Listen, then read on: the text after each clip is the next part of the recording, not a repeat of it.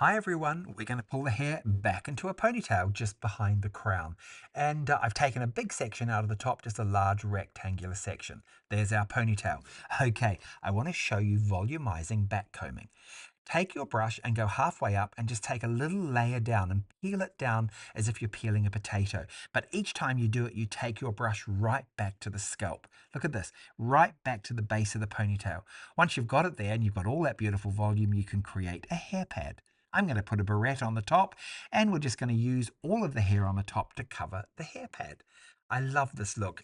Remember, it's all about volumizing back combing. You really want that hair to be like a hair pad.